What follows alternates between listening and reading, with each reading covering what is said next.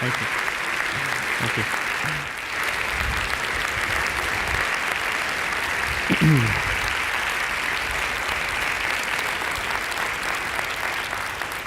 Good evening. I want you to turn to the person next to you. I want you to look him in the eye and introduce yourself as a genius. Let's begin.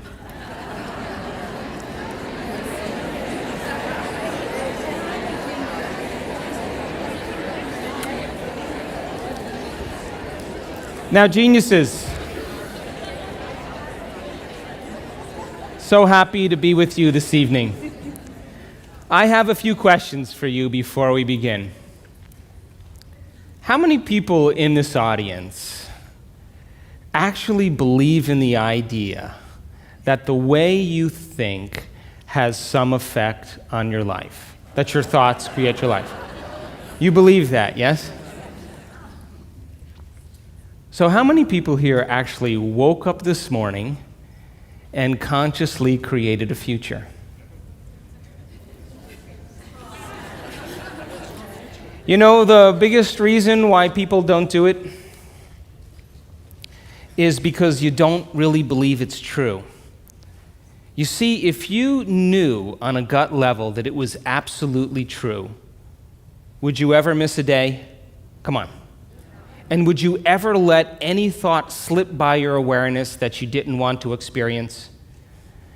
So your brain, according to neuroscience, is organized to reflect everything you know in your life. Your brain is a record of your environment. It's a record, an artifact of your past.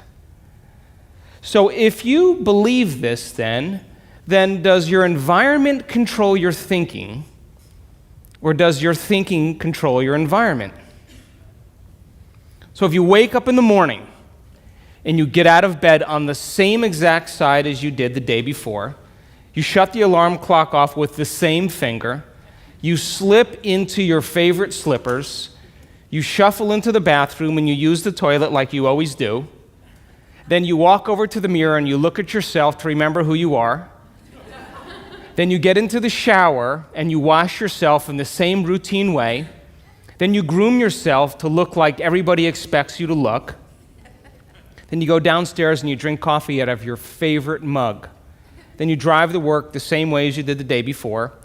You see the same people that push the same emotional buttons. You do the exact thing that you know how to do and you memorize and can do so well that you're an expert at. Then you hurry up and rush home so you can hurry up and check your emails, so you could hurry up and go to bed, so you can hurry up and do it all over again. Now, here's my question. Did your brain change at all that day? We could say that you were thinking the same thoughts, performing the same actions, that create the same experiences, that produce the same emotions, but secretly expecting something to change in your life. Would you agree? Yes. So then, as the environment turns on different circuits in your brain, you begin to think equal to your environment. As you see the same people and go to the same places and do the same things at the same time, it's the external environment that's turning on different circuits in your brain, causing you to think equal to everything that you know. And as long as you think equal to everything that's familiar or known to you, what do you keep creating more of? Same life. Now, the quantum law is still applying to you. You're just thinking equal to everything that you know, and you keep creating more of the same. To change, to truly change, is to think greater than your environment. And every great person in history knew this, whether it was William Wallace or Mahatma Gandhi or Martin Luther King or Queen Elizabeth I or Joan of Arc. They all had a vision. They all had an idea. Couldn't see it, couldn't smell it, couldn't taste it, couldn't feel it, but it was alive in their mind. It was so alive in their mind that they began to live as if that reality was actually happening now. So can you believe in a future that you can't see or experience with your senses yet, but you've thought about enough times in your mind that your brain is literally changed to look like the event has already happened? Neuroscience says it's absolutely possible. Now, your personality creates your personal reality. That's it. It's that simple. And your personality is made up of how you think, how you act, and how you feel. So the present personality who's sitting here today, you, has created the present personal reality called your life. Would you agree? Would you also agree then, if you wanted to create a new personal reality, that on a fundamental level you would have to change the thoughts that you are thinking, the behaviors and habits that you're demonstrating, and the emotions that you've memorized that's become part of your identity? And most people try to create a new personal reality as the same personality, and it never works. We have to become somebody else. So then, as you keep thinking the same thoughts, performing the same actions, and living by the same experiences that produce the same emotions, there's a principle in neuroscience that says nerve cells that fire together wire together. And if you keep repeating the same states of mind and body over and over again, your brain begins to fire in the same sequences, in the same patterns and same combinations. And whenever you make your brain work in a certain way, that's called mind. Mind is the brain in action. So as you remind yourself every day who you think you are, you're causing your brain to fire in the exact same ways. And as they fire and wire in the same patterns over time, the brain moves into a very finite signature, and that's called your personality.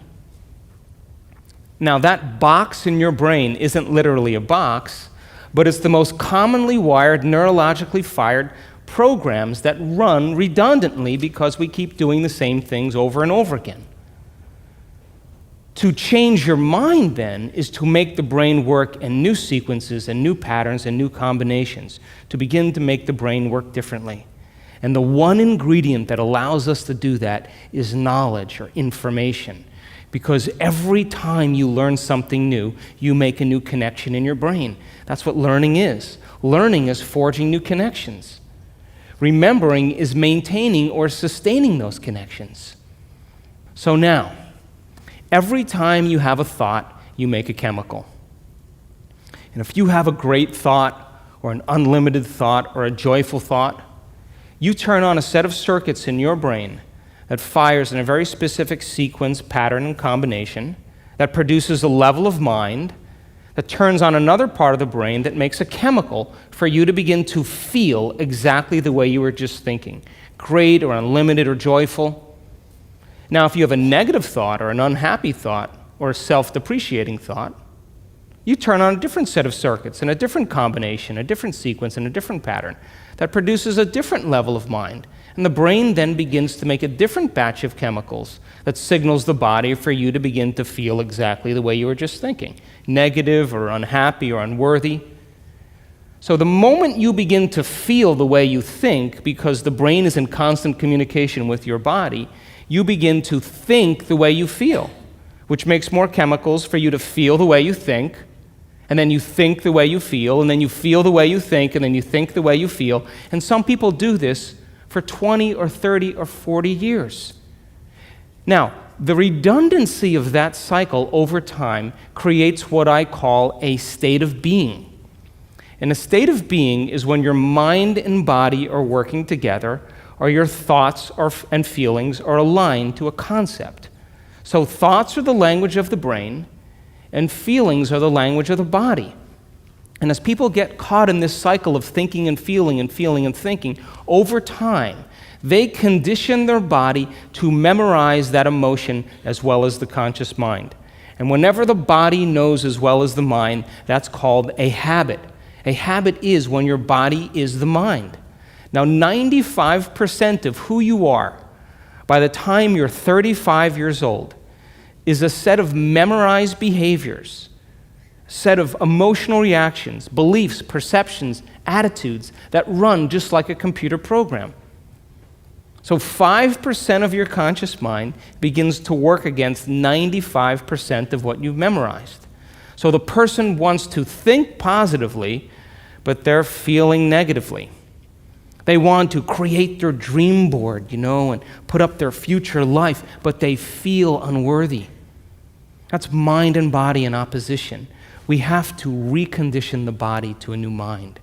So how many people here know someone who's memorized suffering? Doesn't have to be you, it could be anybody. And you say to that person, hey, did you read the book I gave you? What do they say? No. Did you see the DVD I gave you? Oh, no. Hey, listen, we're going to go out to dinner. We're going to go see some stand-up comedy. We're going to go for a walk along the water. You want to come? No. What are they saying? I'm insisting on this neurochemical order that no person, no thing, no experience can move us from it. And we have these three brains to allow us to move into a new state of being. And the quantum field, universal mind, whatever you want to call it, responds to who you're being. Not what you're thinking, not what you're feeling, but the combination of how you're thinking and how you're feeling, called a state of being.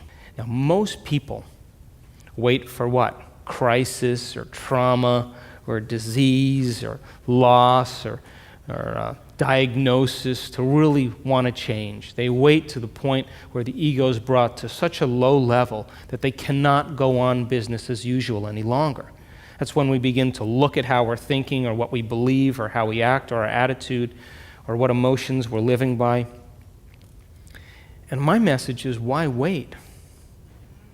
We can learn and change in a state of pain and suffering, which tends to be the human model, or we can learn and change in a state of joy and inspiration. Now, you want to learn the hardest part about all of this? You ready? The hardest part of all of this, the hardest part of all of this is making the time to do it. That's it. That's it. Making time for your precious self.